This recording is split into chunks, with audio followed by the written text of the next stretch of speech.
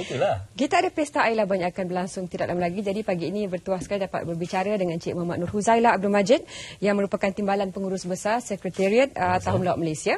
Dan di studio kita juga ada Encik Ibrahim Abdullah yang merupakan Pengurus Kanan Unit Acara Sekretariat Tahun Melawat Malaysia 2015 Tahun Festival.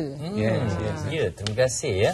Betul seperti yang dikatakan ya, Tahun Festival 2015 Malaysia Year of Festivals. Di mana negara kita ni sibuk mempromosikan industri pelancongan di Malaysia untuk menarik lebih banyak pelancong ke Malaysia. Dan yang terbaru yang ni lah ya, Labuan Pesta Air Labuan, Malaysia Labuan. Ceritakan sedikit tentang latar belakang festival ni. Okey, terima kasih Stephen. Dahulu saya dari pihak Kementerian Pelancongan Budaya Malaysia ingin mengucapkan terima kasih atas kesediaan pihak RTM untuk menjemput kami lah, saya dan Encik Ibrahim, untuk berkongsi maklumat sedikit tentang Pesta Air Malaysia Labuan. Tapi untuk nama glamour kami lebih kenali sebagai Pesta Air Labuan sajalah.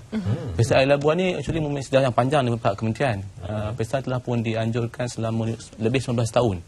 Dan penganjuran kali ini mempunyai yang ke-19. Ke-19. Jadi sudah lama. Dan pada kali ini dia akan dianjurkan pada 24 hingga 26 bulan April. Tak lama lagi tu. Dalam masa 2 minggu lagi saya ingat. Dan akan diadakan di Kompleks Sukan Antarabangsa, Kompleks Sukan Laut Antarabangsa Labuan.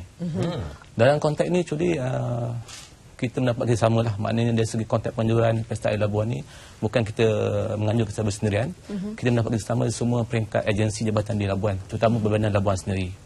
Dan untuk objektif mengapa kita anjurkan Pesta Air Labuan ni, actually satu, pastinya bila pihak kementerian menganjurkan satu program, kita mengharapkan agar program ni akan membawa lebih banyak perancong lah, terutama perancong antarabangsa ke Labuan.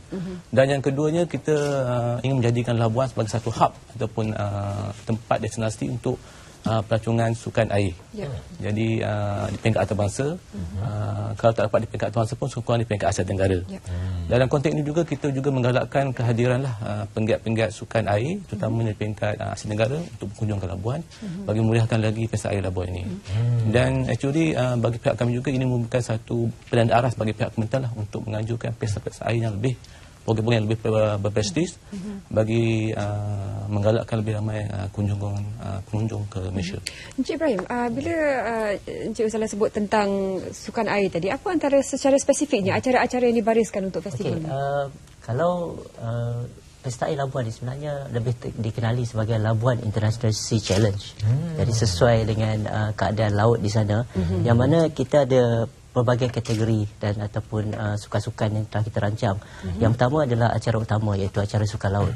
Kalau boleh saya baca dekat sini, kita ada Labuan Cross Channel Swimming Competition, yang mana berenang sejauh 6 km. Dan apa yang menariknya, bukan sekadar orang dewasa. Acara ini juga banyak disertai oleh kanak-kanak. Jadi kalau kita ke Labuan, Pesta Air Labuan, kita akan terkejutlah tengok kanak-kanak boleh berenang di laut. Dan laut di Labuan adalah bukan seperti laut biasalah. Dan juga kita ada Labuan Fishing Safari. Ini adalah pemancing laut dalam, yang mana kita telah rebrand. Yang mana sebelum ni kita buat dalam 3 atau 4 hari. Tapi pada penganjuran kali ini kita hanya buat 1 hari. Yang mana di Labuan, kalau kita tengok apabila hasil tangkapan dia bawa balik, ikan-ikannya agak memperasangkanlah dari segi saiz dan juga jenis-jenisnya agak-agak betul unik dan juga jarang ditemui. Dan seterusnya juga ada Labuan Round Island Kayak Challenge. Yang ini hampir 60 km sebab dia pusing Pulau Labuan. Jadi bila kita tengok acara ni memang menarik minat antarabangsa lah. Berseorangan atau berpasukan? Berpasukan. Berpasukan 60 km. Wow. Tapi memang challenging, memang mencabar dengan keadaan laut dan juga dengan keadaan cuaca dan sebagainya. Dia bergantung pada cuaca. Dan juga kita juga ada stand up paddle. Yang ni adalah tahun kedua. Stand up paddle dia macam skateboard, tapi dia lebih berdiri dan mengayuh. Ini dah tahun kedua. Tahun lepas adalah tahun pertama yang kita telah anjurkan lah. Selain daripada sukan laut tadi, kita ada juga acara sukan pantai, yang mana yang paling popular di Malaysia, saya rasa bukan saja di Labuan, adalah memancing pesisir pantai. Pada tahun lepas lebih kurang 1,700 peserta memancing laut pantai. Jadi kalau tengok mancing itu memang agak menarik lah. Kemudian juga kita ada acara-acara lain yang sinonim dengan Malaysia. Panjat tiang licin, tarik tali, pukul bantal. Yang ini adalah acara yang menarik lah. Yang orang kata lebih kepada community base dan juga rakyat Malaysia. Candat sotong tak ada? Candat sotong tak ada. Saya difahamkan di Terengganu bulan 4 kan. Bulan ni lah di Terengganu ada candat sotong. Kemudian kita ada juga yang saya rasa di tempat lain mungkin kita kurang anjurkan benda ni, iaitu pertandingan mengutip sampah. Ya, sebab Kementerian Pelancongan dan Kebudayaan menggalakkan One Malaysia Green, One Malaysia Clean. Satu Malaysia bersih dan satu Malaysia hijau.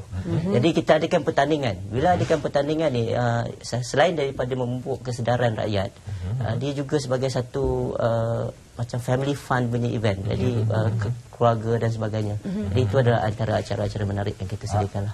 Jadi seterusnya, mengapa Labuan?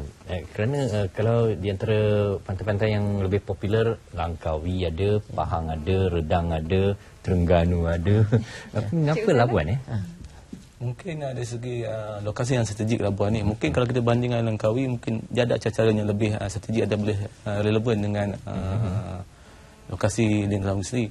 Tapi kalau mungkin kita lihat dari segi Labuan ni actually merupakan Pesta Air Labuan merupakan satu program ikonik untuk negeri Labuan sendiri. Selepas sambutan Hari Beraya Persekutuan, maknanya Pesta Air Labuan merupakan program kedua terbesar di Labuan. Jadi dengan adanya program-program sebegini, khasnya Pesta Air Labuan ni, kami pihak kementerian menjangkakan kami dapat bantu untuk meningkatkan spill over effect ataupun limpahan ekonomi kepada penduduk Labuan. InsyaAllah. Dan untuk masuk tahun ke-19 Cik Ibrahim, dari segi persiapan logistik ni pula bagaimana? Ramai yang nak datang. Selain saya mungkin boleh tambah sikit yang Cik Zalata kata tadi, dari segi kedudukan Labuan, sebenarnya kita dapat menarik pelancong dari Brunei, Indonesia, even Singapura. Dan satu lagi, dari segi promosi Malaysia, di Labuan tu kita ramai pegawai dagang, expatriate yang bekerja dalam oil and gas dan sebagainya. Jadi dengan ada penganjuran ni, dia dapat juga mempromosikan Labuan, Sabah dan seterusnya Malaysia secara amnya. Dan kalau kita tengok penganjuran yang lepas, kita ada Pesta Air PD, Pesta Air Langkawi dan Pesta Air Labuan. Dan setiap pesta air ni ada kelainannya, keunikan kelainannya sendiri. Kalau di Langkawi dia lebih kepada, di Labuan lebih kepada sukan laut. Dia lebih sesuai sukan laut. Jadi Langkawi mungkin sukan rakyat dan sebagainya. Jadi dari segi persiapan memang kita telah seperti yang Cik Zala mention tadi, kita bekerjasama dengan agensi-agensi kerajaan, Perbandaran Labuan khususnya, dan juga pejabat Kementerian Pelancongan dan Kebudayaan Labuan. Kita ada pejabat sana dan Tourism Malaysia dan agensi lain. Jadi harapan kami on track lah dari segi promosi dan sebagainya. Dan mungkin persiapan saat akhir, bagaimana untuk mempromosikan lagi, bagi menggalakkan lebih banyak kedatangan pengunjung untuk festival tahun ini? Okey, bercakap tentang promosi ini, satu yang kita mesti buat itu kita akan menyediakan banting-banting dan banner di lokasi penggunaan lah. Mungkin kita akan pasang beberapa banner ataupun banting di kawasan strategik. Di samping itu kita juga wawarkan Pesta Air Labuan ni dalam kita punya website, website di bawah agensi kita Tourism Malaysia, dan juga di bawah website MyFair sendiri.